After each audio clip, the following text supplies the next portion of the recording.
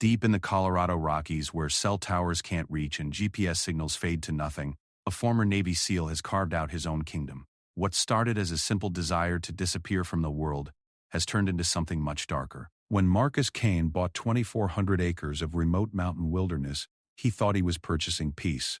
What he didn't expect was to become judge, jury, and executioner for those who dare to cross his carefully marked boundaries.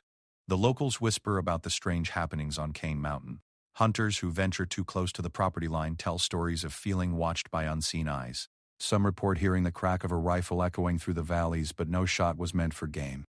The county sheriff has fielded dozens of missing person reports over the past 3 years, all involving people last seen heading toward the mountain's southern approach. But Marcus Kane isn't just any landowner with a gun. He's a man whose military record is so classified that even his own family doesn't know what he did in the shadows of America's longest wars. His skills with a rifle are legendary among those who served with him, and his psychological profile suggests a man who views the world through the crosshairs of absolute justice. Now, as another hunting season approaches, a new group of poachers has set their sights on the untouched wildlife sanctuary that Kane has created. They have no idea that their intended hunting ground is already claimed by a predator far more dangerous than any mountain lion or bear. They're about to discover that some mountains have guardians, and some guardians never forget how to kill. Marcus Kane stepped onto his porch as the first rays of dawn painted the Colorado peaks in shades of gold and crimson. The morning air was sharp and thin at 8,000 feet, carrying the scent of pine and the promise of early snow. He held his coffee mug with both hands, feeling the warmth seep through his calloused fingers as steam rose into the crisp mountain air. At 42, Kane still moved with the fluid precision of a man trained to kill, though 3 years of mountain solitude had softened some of his military edges. The cabin he'd built with his own hands stood like a fortress against the wilderness. Constructed from local timber and stone, it blended seamlessly into the landscape while offering commanding views of the valleys below. Solar panels gleamed on the metal roof and a small wind turbine spun lazily in the morning breeze. Kane had designed every aspect of his retreat to be self-sufficient. After 15 years of depending on military supply chains and government logistics, he craved the independence that came with relying solely on himself. His property stretched across 2,400 acres of some of the most remote wilderness in Colorado. The land had cost him nearly every penny of his military savings and the proceeds from selling his house in Virginia Beach, but it was worth it for the isolation it provided. The nearest neighbor lived 12 miles away, and the closest town, Pine Ridge, was a 40-minute drive down a winding mountain road that became impassable for months during winter. Kane walked to the edge of his porch and gazed across his domain. The morning ritual never got old. He could see for miles in every direction, across valleys thick with aspen and pine, over ridgelines that had never felt the footprint of civilization. Elk grazed in the meadow below his cabin, their massive antlers catching the morning light. A pair of golden eagles circled high overhead, riding the thermals that rose from the sun-warmed valleys. This was exactly what he had dreamed of during those long, sleepless nights in Afghanistan and Iraq. While other soldiers talked about going home to wives and children, Kane had fantasized about finding a place where the only sounds were wind through the trees and the distant call of wildlife. A place where he could finally silence the voices that had followed him home from too many battlefields. The nightmares had been the worst part of his transition to civilian life. Not the obvious ones about explosions and firefights, though those came too. The dreams that really haunted him were the quiet ones. Memories of taking shots from impossible distances, of watching targets drop through his rifle scope, of being the invisible hand of American foreign policy. He had been very good at his job, perhaps too good. The classified missions had piled up one after another until he couldn't remember a time when killing hadn't been his primary skill. Kane finished his coffee and walked back inside the cabin. The interior was spartanly furnished but comfortable, with handcrafted wooden furniture and shelves lined with books on wilderness survival, hunting, and military history. A stone fireplace dominated one wall, while the opposite wall held a gun safe that could have equipped a small army. Kane believed in being prepared for any situation, and his years of military service had taught him that trouble often arrived without warning. He pulled on his hiking boots and grabbed his day pack from a hook by the door. Today's routine would be the same as every other day for the past 3 years, a patrol of his property boundaries.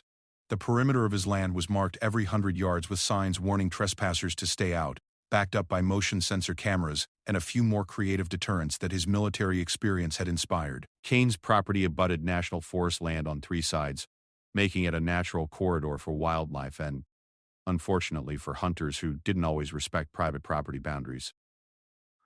He had caught dozens of trespassers over the years, most of them lost hikers or hunters who had genuinely wandered onto his land by mistake. Those encounters usually ended with a polite but firm escort to the property line and a warning not to return. But some trespassers were different.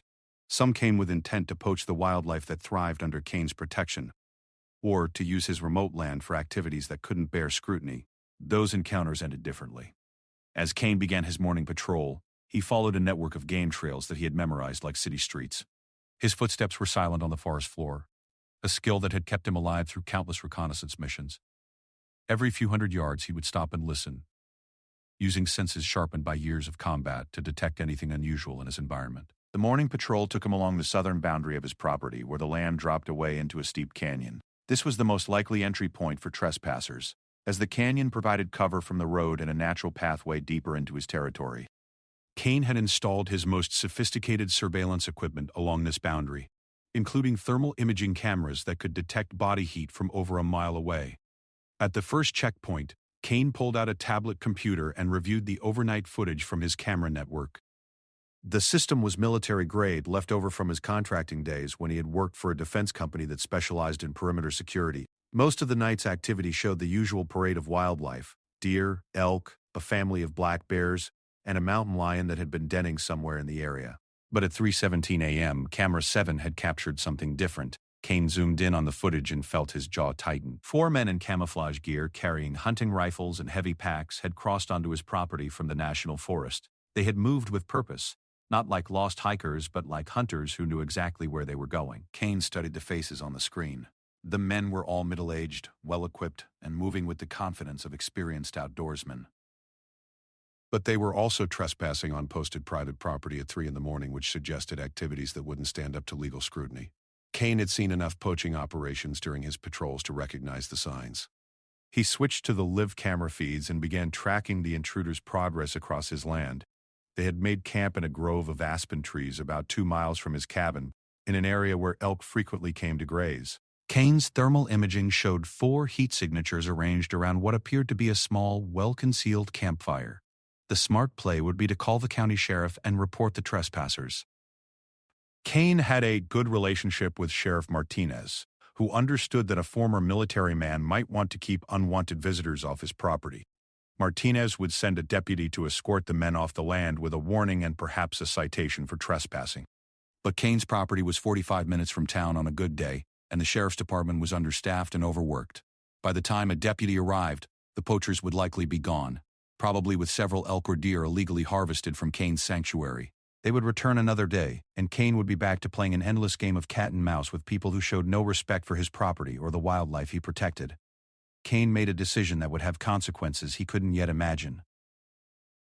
Instead of calling the sheriff, he would handle the situation himself. After all, he had 15 years of military experience in dealing with hostile forces in remote locations.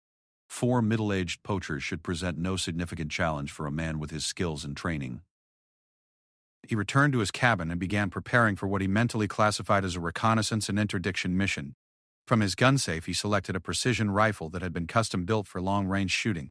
The weapon was familiar in his hands, balanced and deadly, with a scope capable of identifying targets at distances that would amaze civilian hunters. Kane also packed his ghillie suit, a camouflage garment that would make him nearly invisible in the mountain forest. He loaded his pack with supplies for a day-long operation: water, high-energy food, extra ammunition, and a first aid kit. Finally, he strapped on a combat knife that had served him well in darker days and places. As he prepared to leave the cabin, Kane caught his reflection in the hallway mirror. The man looking back at him was lean and weathered, with gray threading through his dark hair and lines around his eyes that spoke of too much time squinting through rifle scopes. But there was something else in his reflection, something that had been dormant for 3 years of peaceful mountain living. The predator was waking up. Kane locked the cabin behind him and melted into the forest like a ghost.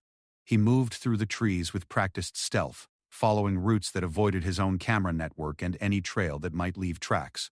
The skills came back to him as naturally as breathing, reading the wind, moving silently across different terrain, using natural cover to remain invisible.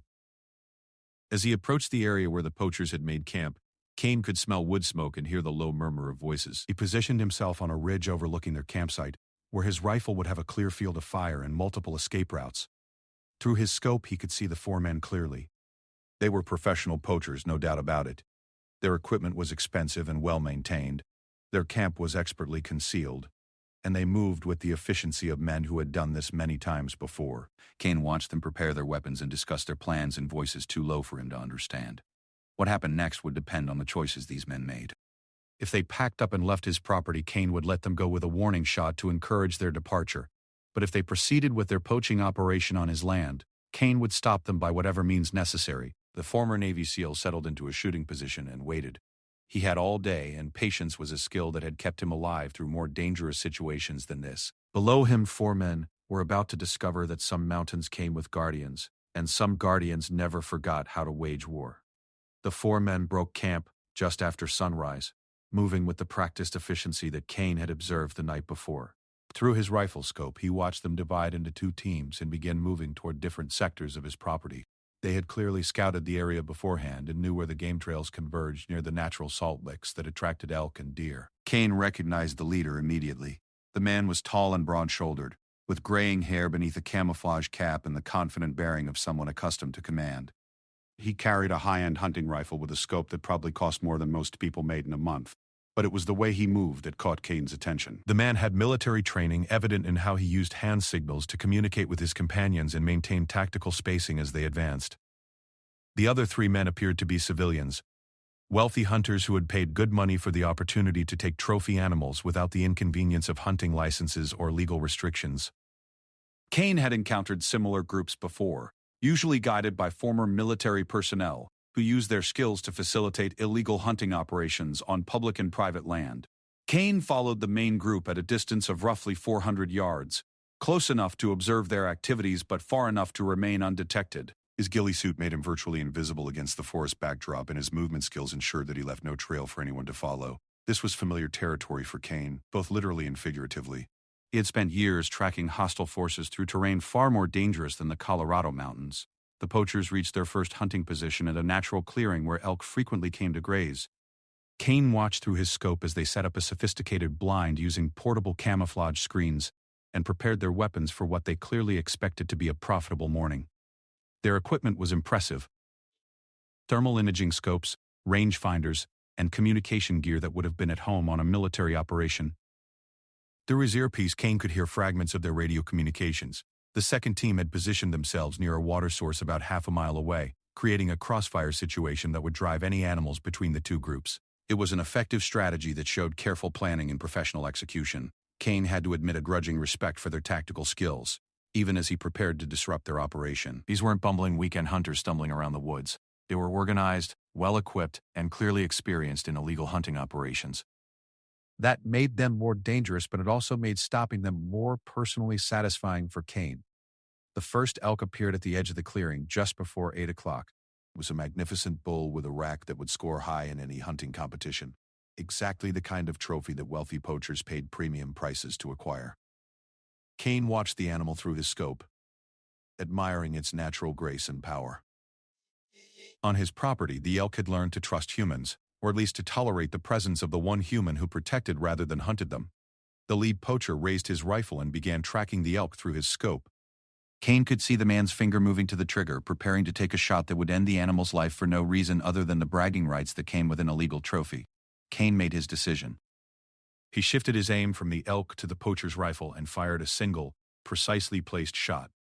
The bullet struck the weapon's scope with devastating accuracy, shattering the expensive optics and sending fragments of metal and glass into the shooter's face. The man screamed and dropped his rifle, clutching his face as blood streamed between his fingers. His companions immediately took cover behind trees and rocks, shouting questions and orders in the chaos that followed Kane's shot. The elk bolted for the safety of the deeper forest, alerted by the gunfire and the scent of human blood. Kane's radio crackled with panicked communications from the second poaching team, demanding to know what had happened and whether they were under attack. The answer to that question was becoming clearer by the moment. The wounded poacher was calling for evacuation, claiming that a sniper had targeted their position. His military-trained leader was trying to maintain control, ordering his men to stay in cover and identify the source of the gunfire. But Kane could see the fear in their movements, the way they hugged the ground and kept their heads down. Kane fired again, this time putting a bullet into the ground 6 inches from the leader's position. The message was clear. He could have killed the man easily if that had been his intention. The psychological impact of precisely placed shots was often more effective than actual casualties, a lesson Kane had learned in counterinsurgency operations overseas. The leader shouted orders to his team, trying to organize a tactical withdrawal while maintaining some semblance of military discipline. But his men were hunters, not soldiers. They had signed up for easy money and trophy kills, not a firefight with an unknown sniper who could apparently hit anything he aimed at. Kane shifted position, moving silently through the forest to a new vantage point that would give him overlapping fields of fire on both poaching teams. His radio intercepted more of their communications, revealing the growing panic as they realized they were being hunted by someone with superior skills and intimate knowledge of the terrain. The second poaching team was already in full retreat, abandoning their equipment and heading for the property boundary at a pace that suggested sheer panic. Kane let them go, focusing his attention on the original group that still included the wounded man and his increasingly desperate companions. Through his scope, Kane could see the leader examining his wounded teammates' injuries. The man would need medical attention, but the cuts from the shattered scope weren't life-threatening. Kane had deliberately chosen a non-lethal but psychologically devastating shot, designed to send a message rather than cause permanent harm. The leader pulled out a satellite phone and began making a call, probably to request emergency evacuation or backup support. Kane couldn't allow outside interference in what was rapidly becoming his personal war against the poaching operation. He fired again, this time destroying the satellite phone with a shot that left no doubt about his marksmanship skills. The psychological warfare was having its intended effect. The remaining poachers were now completely focused on escape rather than hunting, exactly the outcome Kane had hoped to achieve. But he wasn't finished with them yet. These men had violated his sanctuary, threatened the wildlife he protected, and shown complete disrespect for his clearly marked property boundaries. Kane began what he mentally classified as a harassment campaign, designed to drive the intruders from his land while demonstrating the futility of any future incursions. He fired shots that bracketed their positions without actually hitting them, creating the impression of an invisible enemy who could strike from anywhere at any time. The poachers tried to return fire, but they were shooting at shadows and sounds, wasting ammunition on targets that didn't exist. Kane could hear their growing desperation in their radio communications, their increasing panic as they realized they were completely outmatched by an opponent they couldn't see or effectively engage. The wounded man was becoming a liability for his team, slowing their movement and requiring constant attention. Kane could see the leader calculating odds and making hard decisions about priorities. Military training taught leaders to make brutal choices when necessary, but these men weren't prepared for the psychological pressure of being hunted by an expert. Kane decided to increase that pressure, began moving closer to their position, using natural cover and his superior fieldcraft skills to remain invisible while tightening the noose around his quarry. Every few minutes he would fire another precisely placed shot, each one closer than the last, each one a reminder that their lives were in his hands. The breaking point came when Kane put a bullet through the leader's hat, removing it from his head without touching his skin. The shot was impossible by normal standards, a demonstration of marksmanship that bordered on supernatural. Kane could see the man's face through his scope, could watch the exact moment when professional composure gave way to primal fear. The retreat became a rout. The three uninjured men grabbed their wounded companion and began a desperate flight toward the property boundary, abandoning equipment worth thousands of dollars in their haste to escape. Kane followed them at a distance, herding them like a sheepdog driving livestock, ensuring they took the most direct route off his property. At the boundary line, Kane fired a final shot into the air, a farewell gesture that sent the poachers scrambling into their vehicles and speeding down the mountain road. Through binoculars, he watched them disappear around the first curve, probably not stopping until they reached the safety of the main highway. Kane emerged from the forest and surveyed the abandoned equipment scattered around the poaching site. High-end rifles, expensive optics, communication gear, and camping equipment worth more than many people's annual salary lay scattered across his property like the remnants of a defeated army. He gathered the weapons and valuable equipment, partly as compensation for the trespassing and partly to prevent their use in future poaching operations. The gear would be useful additions to his own collection, and selling some of it would help cover the costs of maintaining his security systems. As Kane walked back toward his cabin, he felt a satisfaction that he hadn't experienced in 3 years of peaceful mountain living.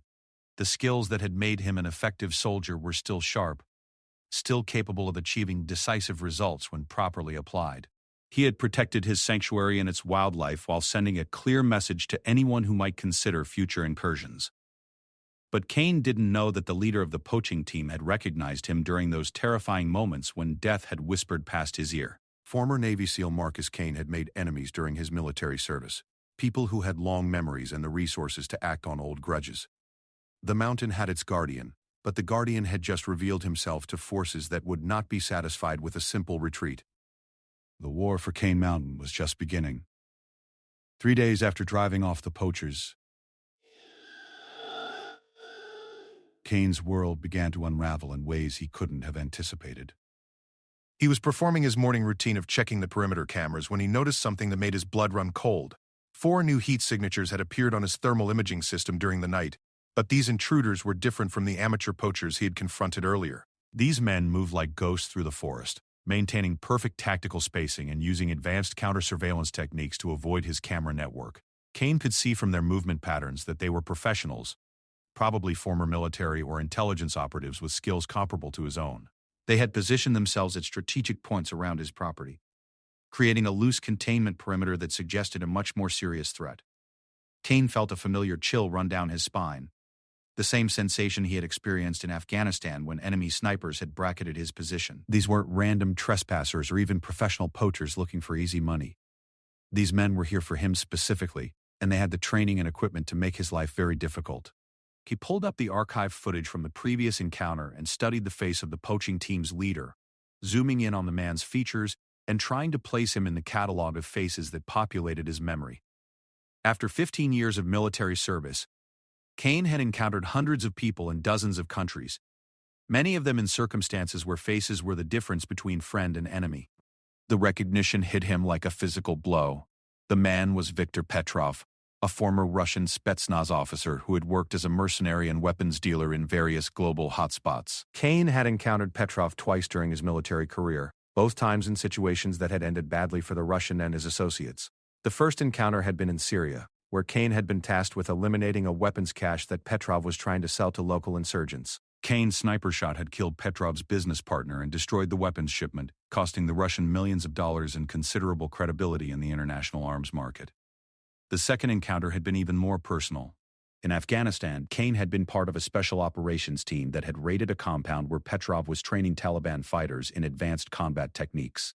The raid had resulted in the deaths of 12 fighters and the capture of valuable intelligence, but Petrov had escaped in the chaos. Now, 3 years later, Viktor Petrov had apparently tracked Kane to his mountain sanctuary and assembled a team of professionals to settle old scores. The poaching operation had probably been a reconnaissance mission designed to test Kane's defenses and capabilities while providing plausible cover for the real surveillance operation. Kane moved to his secure communications equipment and attempted to contact his former military handlers, but the encrypted channels that had once connected him to the Pentagon and CIA were now silent. After 3 years of civilian life, his security clearances had been downgraded, and his former colleagues had moved on to new assignments and new priorities. He was on his own, facing an enemy who knew his identity and capabilities, with no backup and no official support. It was a scenario that Kane had faced many times during his military career, but never on his own property with his sanctuary and everything he had built at risk. Kane began immediate preparations for what he now recognized as a siege. He activated backup power systems that would keep his surveillance network operational, even if his primary generators were sabotaged. He moved weapons and ammunition to strategic positions around his property, creating multiple fighting positions that would allow him to engage targets from different angles and ranges. Most importantly, he began psychological preparations for a type of warfare that he had hoped never to face again. The mountain had been his refuge from the violence and moral complexity of his military service, but now that violence had followed him home like a persistent shadow. Through his scope, Kane could see that Petrov's team was conducting professional reconnaissance of his defenses, probing his camera network and testing his response times. They were methodical and patient, gathering intelligence for what Kane assumed would be a coordinated assault designed to either capture or eliminate him. But Kane had advantages that his enemies couldn't fully appreciate. He had spent 3 years learning every trail, every hiding place, and every tactical advantage that his property offered. He knew where the wind patterns would affect long-range shooting, which approaches were vulnerable to ambush, and how to use the terrain to multiply his defensive capabilities. More importantly, Kane was fighting to defend something he truly valued. The mountain sanctuary represented everything he had worked towards since leaving military service: peace, independence, and a connection to the natural world that had been healing his psychological wounds. He would not give it up without a fight that would cost his enemies far more than they were prepared to pay. The first probe came just after midnight on the fourth day. Kane detected movement on his southern perimeter, where a single operative was testing his response to a potential infiltration.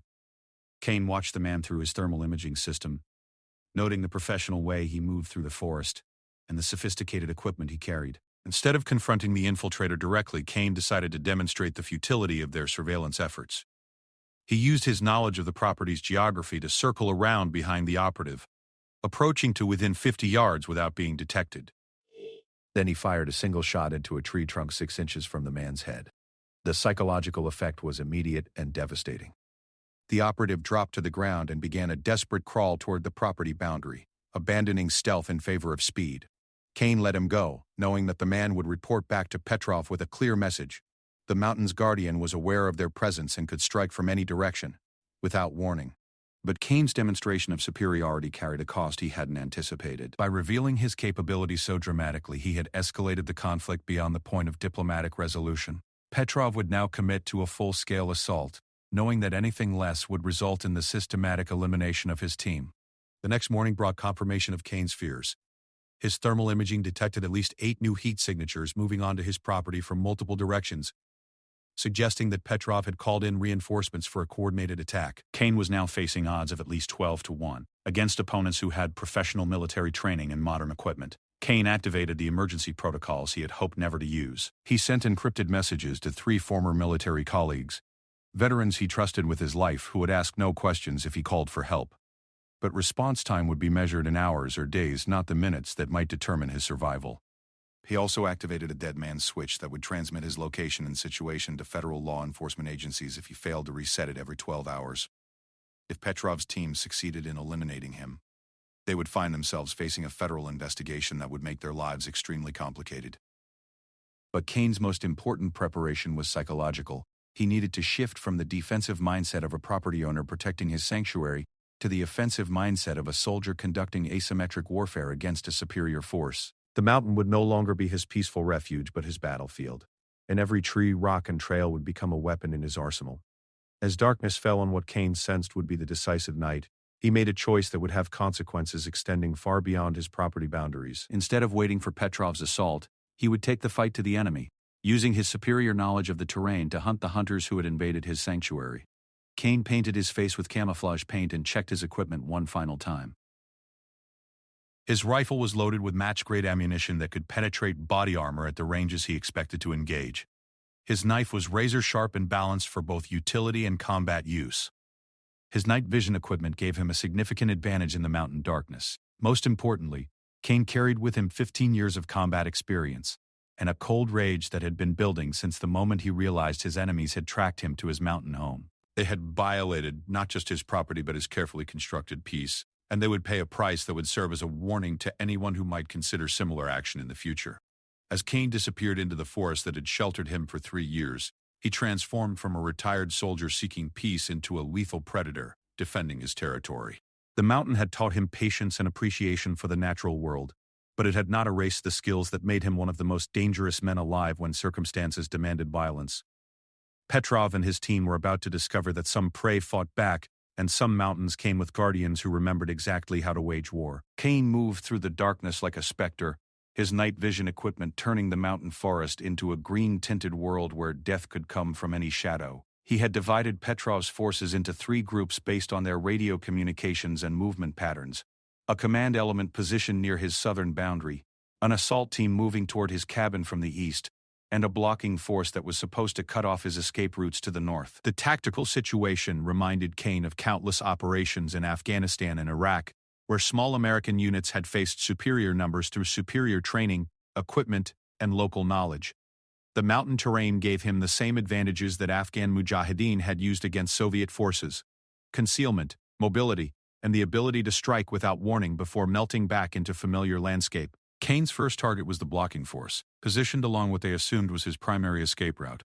Through his scope, he could see 3 men in tactical gear, armed with assault rifles and equipped with night vision devices that were good but not quite as sophisticated as his own. They had chosen their position well, commanding a natural choke point where the main trail descended toward the county road. but the men were thinking like soldiers rather than mountain fighters. They had positioned themselves for maximum fields of fire and mutual support, textbook tactics that worked well on conventional battlefields but ignored the three-dimensional nature of mountain warfare. Kane approached their position from above, using a game trail that followed the ridgeline and provided access to high ground overlooking their defensive positions. The shot was routine by Kane's standards, a 400-yard downhill engagement with minimal wind compensation required. He placed the crosshairs on the lead operative's chest and squeezed the trigger with the mechanical precision of a man who had made similar shots hundreds of times. The suppressed rifle coughed softly, and the target dropped without a sound. The dead man's companions reacted with professional discipline, immediately seeking cover and trying to identify the source of the gunfire. But Kane was already moving, using the terrain to circle around their position while maintaining visual contact through his scope. He had learned in Iraq that mobility was life in sniper warfare, that staying in one position after taking a shot was usually fatal when facing competent opposition.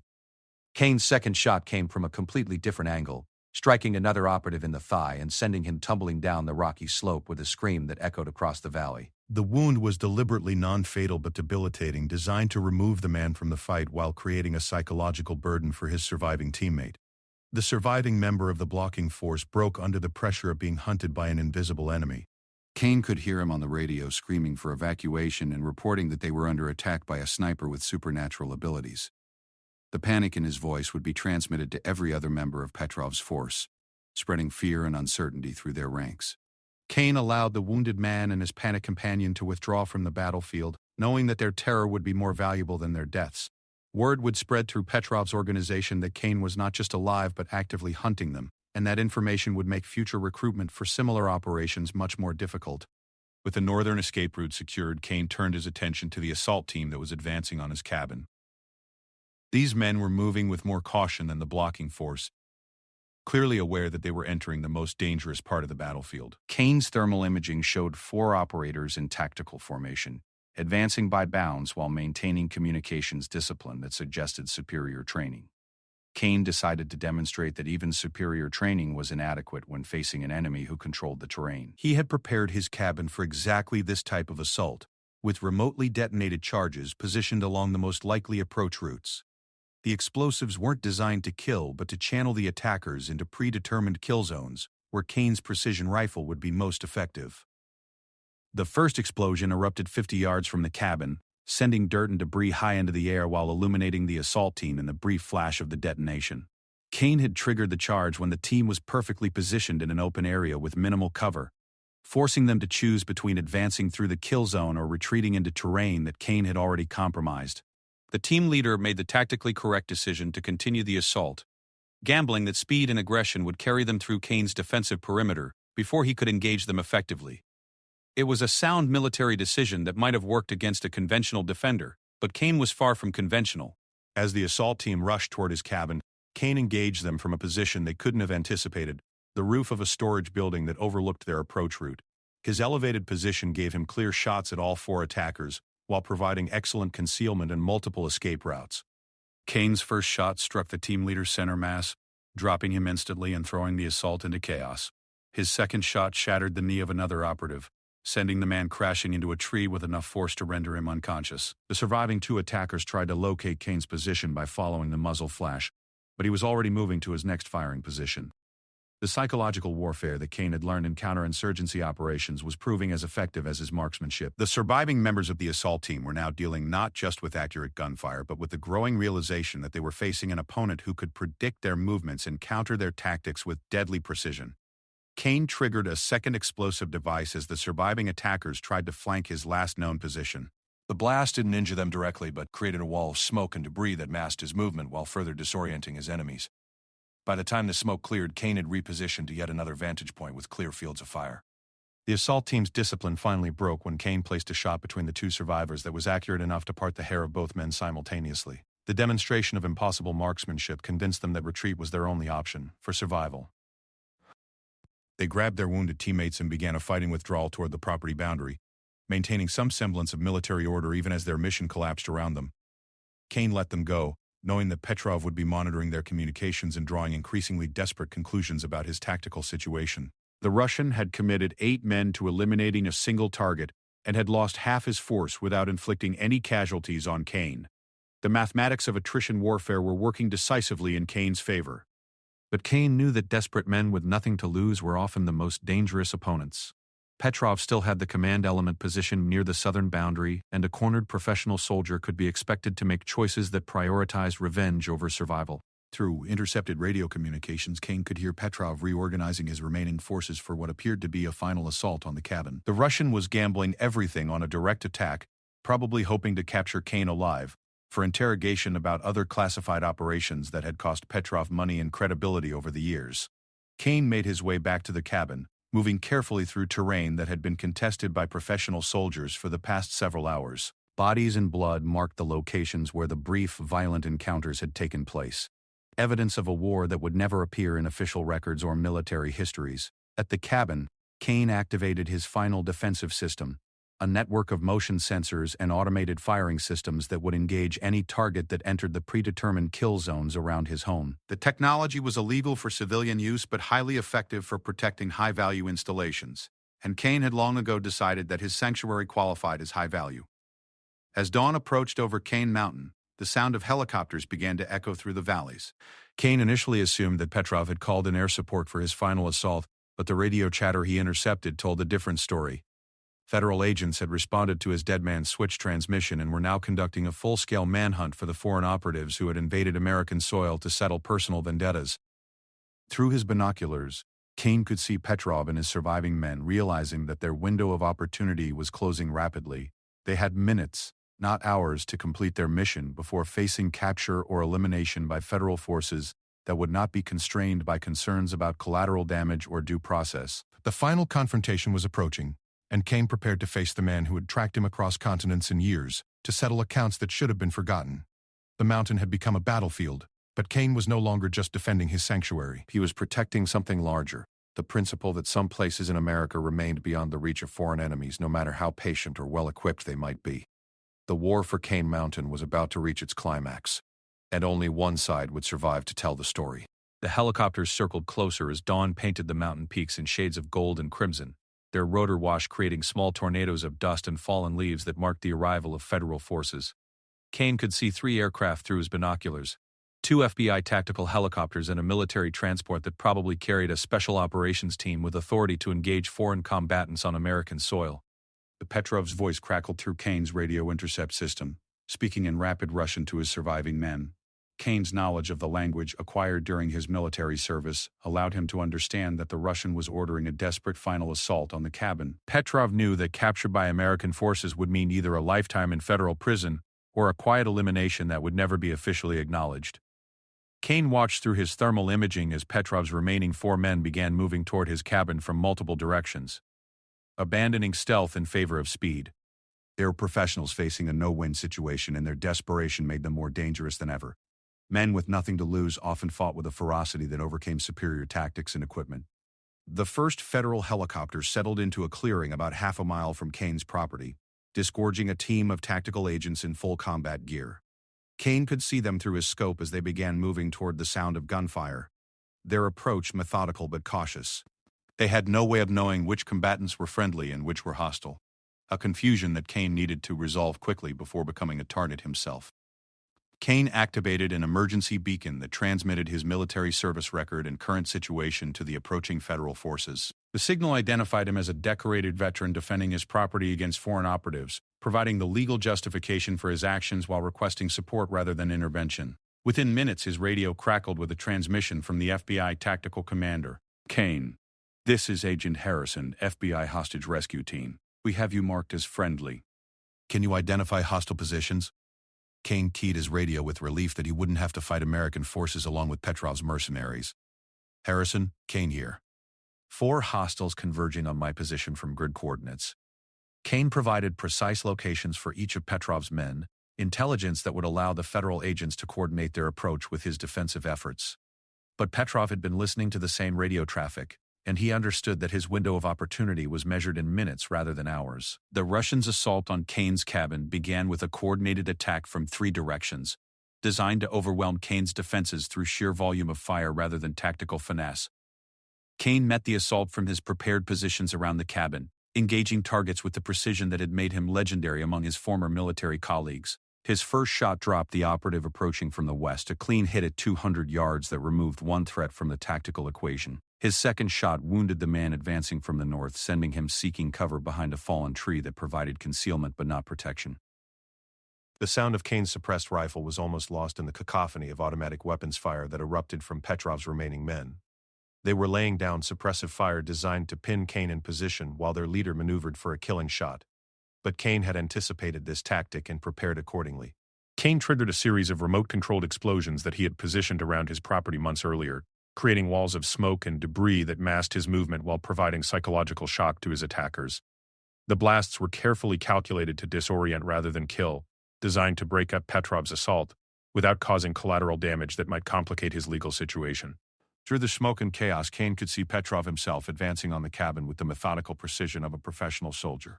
The Russian carried a sniper rifle similar to Kane's own weapon, and his movement suggested someone who understood the deadly chess game they were playing.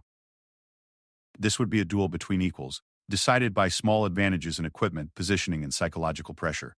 Kane and Petrov engaged simultaneously, their rifles firing within milliseconds of each other, in a demonstration of marksmanship that would have been impossible for civilian hunters. Kane's shot struck the tree beside Petrov's head, sending splinters of wood into the Russian's face and forcing him to seek cover. Petrov's bullet passed so close to Kane's ear that he could feel the shockwave, a reminder that death was only inches away at any moment. The duel continued across the mountain battlefield as both snipers used their skills and equipment to gain tactical advantages. Kane knew every inch of the terrain and had prepared fighting positions that maximized his fields of fire while providing multiple escape routes. Petrov had superior equipment and the desperation of a man with nothing to lose, making him unpredictable and dangerous. The arrival of federal agents changed the tactical situation dramatically. Kane could hear them advancing through the forest with professional discipline, their radio communications indicating that they had located and were engaging Petrov's surviving subordinates. The sound of automatic weapons fire echoed across the valley as American tactical teams eliminated the foreign operatives who had violated national sovereignty to settle personal grievances. Petrov's voice came over Kane's radio intercept system, speaking in accented English that carried a mixture of rage and grudging respect. "Kane, you have cost me everything over the years. My money, my reputation, my men. Today, one of us dies on this mountain." Kane keyed his own radio, broadcasting on a frequency that both Petrov and the federal agents could monitor. "Petrov, you came to my mountain. You threatened my sanctuary. You brought war to a place where I sought peace. Today you learn what that cost." The final engagement came as the morning sun broke through the forest canopy, creating shafts of light that illuminated the battlefield like a natural cathedral. Kane and Petrov spotted each other simultaneously across a clearing where elk had grazed peacefully just days earlier, their rifles trained on each other in a confrontation that had been building for years. Both men fired at the same instant, their bullets crossing in midair with ballistic precision that defied civilian comprehension. Kane felt Petrov's shot tug at his sleeve as he rolled behind cover, while his own bullet found its mark with the accuracy that had made him feared across multiple continents. Viktor Petrov dropped his rifle and fell backward, Kane's bullet having found the narrow gap between his body armor plates. The Russian lay motionless in the morning sunlight. His personal war finally ended on a mountain that had never known his name until he brought violence to its slopes. Kane emerged from cover as FBI agents secured the battlefield, their tactical teams efficiently processing what remained of Petrov's force. The federal commander, Agent Harrison, approached Kane with the wariness that law enforcement professionals reserve for individuals whose capabilities exceeded normal parameters. "Mr. Kane, we need to debrief this situation, but initially it appears you were defending your property against foreign operatives engaged in illegal activities on American soil. Your actions appear justified under both federal and Colorado state law." Kane nodded, feeling the adrenaline of combat beginning to fade as the reality of his situation became clear. He had successfully defended his mountain sanctuary, but the cost had been a return to the violence he had sought to escape through 3 years of peaceful mountain living. Over the following weeks, federal investigators would piece together the full scope of Petrov's organization and their activities on American soil. The Russian had been running illegal hunting operations across multiple states, using wealthy clients to fund intelligence gathering and weapons smuggling that supported various international criminal enterprises. Kane's mountain became a crime scene that attracted attention from multiple federal agencies, but the investigation ultimately concluded that he had acted within his rights as a property owner and military veteran defending against foreign hostiles. His actions received unofficial commendation from agencies that couldn't publicly acknowledge operations involving former special operations personnel. As autumn settled over Cane Mountain, the battlefield scars began to heal under nature's patient hand. The elk returned to graze in meadows where gunfire had echoed, and the golden eagles resumed their circling patrol of thermals that rose from sun-warmed valleys. Cane repaired the damage to his cabin and replaced equipment that had been damaged during the fighting. But something fundamental had changed in Cane's relationship with his mountain sanctuary. The peace he had sought through isolation had been violated by enemies who remembered him from wars he had tried to leave behind. The mountain remained his refuge, but it was now also a fortress that would require constant vigilance to protect. Cane stood on his porch as the first snows of winter began to fall, watching the wilderness that had become his battlefield and remained his home. He had protected his sanctuary and eliminated threats that had followed him across continents and years. But the cost had been a return to the violence that had defined too much of his life. The mountain had taught him that some battles never truly end, that some enemies never forget, and that the price of peace was often eternal vigilance. Cane accepted that price, knowing that his sanctuary was worth defending against any force that might threaten it. In the distance, wolves howled their ancient songs to the winter moon, and Cane listened with the satisfaction of a guardian who had proven worthy of his territory. The mountain was his, purchased with blood and defended with skills that he had hoped never to use again. But he had used them when necessary, and he would use them again if anyone was foolish enough to threaten his sanctuary. The war for Cane Mountain was over, but the guardian remained at his post, watching over a wilderness that had become both his refuge and his responsibility. Some mountains chose their protectors, and some protectors never forgot how to fight for what they loved.